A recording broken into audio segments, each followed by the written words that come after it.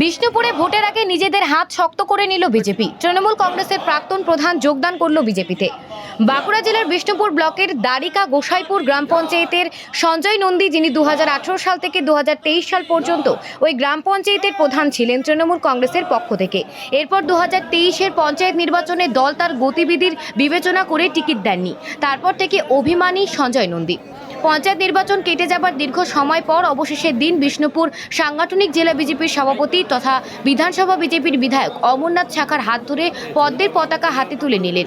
বিজেপিতে যোগদান করা তৃণমূল কংগ্রেসের প্রাক্তন প্রধানের দাবি, তিনি যখন প্রধান ছিলেন এলাকায় উন্নয়ন করেছেন, তারপর আর তৃণমূল কংগ্রেসের থেকে উন্নয়ন করা যাচ্ছে না, তাই তিনি উন্নয়ন যজ্ঞে সামিল হতে বিজেপির পরিবারে এলেন। বিজেপি জেলা সভাপতির দাবি, ভোটের আগেই যোগদান বাড়তি অক্সিজেন দেবে বিজেপিকে। বিষ্ণুপুর সাংগঠনিক জেলা তৃণমূল কংগ্রেসের সহসভাপতি দিব্যেন্দু ব্যানার্জি জানান, ওই প্রাক্তন প্রধানের সঙ্গে দলের কোনো সম্পর্ক নেই। দীর্ঘদিন ধরেই দল থেকে সে বিচ্ছিন্ন অবস্থায় রয়েছে। কোনো নির্বাচনে সে দলীয় পতাকা ধরে এলাকায় প্রচার করেনি, দলীয় কোনো নেতৃত্বের সাথে যোগাযোগ রাখেনি। অর্থাৎ এই ব্যক্তি বর্তমানে তৃণমূল পরিবারের কোনো সদস্য ছিল না। অর্থাৎ বাইরে থেকে কেউ বিজেপিতে ঢুকবে নাকি অন্যজনে ঢুকবে, তার দায়ভার তৃণমূল কংগ্রেসের নয়। প্রধান দ্বারিকা গোসাইপুর গ্রাম পঞ্চায়েত তৃণমূল কংগ্রেসের আমরা প্রথম থেকেই আমরা তৃণমূল কংগ্রেস করেছি এবং প্রধান দ্বারিকা গোসাইপুর গ্রাম পঞ্চায়েত ছিলাম 18 থেকে 23 সাল পর্যন্ত। সঞ্জয় নন্দী বিগত দিনে গত পঞ্চায়েতের তৃণমূলের প্রধান ছিলেন এবং উনি দক্ষতার সাথে পঞ্চায়েত সুষ্ঠুভাবে পালন করেছেন। উনি ভারতীয় জনতা পার্টির মোদীজির কার্যক্রমে আকৃষ্ট হয়ে ভারতীয় জনতা পার্টিতে যোগদান করলেন। উনি দ্বারিকা গোসাইপুর পঞ্চায়েতের প্রধান ছিলেন। ওনার ইচ্ছা, উনি ভারতীয় জনতা পার্টির হয়ে কাজ করতে চান, ভারতীয় জনতা পার্টিকে আগে নিয়ে যেতে চান, তাই উনি এসছেন। অবশ্যই বড় পাওনা। আগামী দিনে আরো অনেকেই সঞ্জয় দার হাত ধরে ভারতীয় জনতা পার্টিতে আসবেন। আমরা উনাকে স্বাগত জানাচ্ছি। বলবেন, দেখুন, ওটা ব্যক্তিগত ব্যাপার। তো তিনি দীর্ঘদিন দলের সঙ্গে নেই।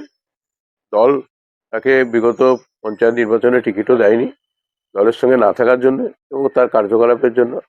তো তার ব্যক্তিগত কোনো স্বার্থসিদ্ধির জন্য সে কেউ কোন জায়গায় যাচ্ছে, কোন মানুষ কি করছে, সেটা তাদের ব্যাপার। তৃণমূলের সঙ্গে এর কোনো সম্পর্ক নেই। না না, তৃণমূলের পাশে মানুষ আছে। তৃণমূল তো বারংবার আমাদের একই কথা, তৃণমূল উন্নয়নে বিশ্বাসী। যেখানেই আমরা যাচ্ছি দলীয় প্রচারে মানুষের স্বতঃস্ফূর্ত সাড়া, মানুষের স্বতঃস্ফূর্ত আবেদন। সেখানে অবাঞ্ছিত কোনো কিছু ব্যক্তি যারা তৃণমূলের থেকে হয়তো দলেরই ক্ষতি হচ্ছিল, তাদেরকে দল গুরুত্ব দেয়নি, সেই জন্যই দেয়নি। তাদের সেরকম কোনো দলের পক্ষে তারা কোনো সম্পদ নয়, তো সেই জন্যই দেয়নি। কিন্তু প্রধান ছিলেন হ্যাঁ, একটা সময় প্রধান ছিলেন। তো তিনি তারপরে তার কার্যকলাপ দলের কাছে হয়তো ভালো লাগেনি, তো সেই জন্যই দল তাকে বিগত পঞ্চায়েত নির্বাচনে তাকে টিকিট দেওয়া হয়নি এবং সে কোনো দলের বর্তমানে কোনো সদস্যও নয়, দলের সঙ্গে তার কোনো সম্পর্কও নেই। দলীয় বিভিন্ন কর্মসূচিতে তাকে কোনো বিগত দিনে কিছুদিন তাকে দেখাও যায়নি। অতএব সে তৃণমূল থেকে গেছে তার কোনো ব্যাপার নয়। সে এমনি সাধারণ মানুষ হিসেবে সে কোনো দলের পতাকা ধরতে পারে, সেটা তার ব্যক্তিগত কোনো স্বার্থসিদ্ধির জন্য সেটা করেছে। এটাতে কোনো এলাকায় কোনো প্রভাব হওয়ার কোনো কথাও নয় এবং এলাকার থেকে তিনি বিচ্ছিন্নই ছিলেন, মানুষের থেকে, জনগণের থেকে বিচ্ছিন্ন ছিলেন। তিনি বলছেন যে এলাকায় তিনি তৃণমূল থেকে উন্নয়ন করতে পারছেন না, উন্নয়ন করার জন্য তৃণমূল থেকে উন্নয়ন করতে পারছেন না এটা সবাই জানেন, যে তৃণমূলের উন্নয়নের জন্যই আজকে বিজেপি থেকে এমএলএ বিধায়করাও তারা তৃণমূলে যোগদান করছেন। কারণটা কি, বিজেপি থেকে কোনো উন্নয়নের কোনো বার্তাই মানুষের কাছে নেই এবং কোনো উন্নয়নের কথাই বিজেপি বলে না। সেখানে বিভিন্ন বিধায়করা এখানে তারা জয়েন করছেন। কোনো সমস্যাই নয়, কেননা ব্যক্তিগতভাবে কোনো অবাঞ্ছিত কে কোথায় যাচ্ছে তাতে করে তৃণমূলের কিছু যায় আসে না। তৃণমূল মানুষের দল, তৃণমূল মানুষের সমর্থনের মানে বিপুল সমর্থন করছেন চতুর্দিকে।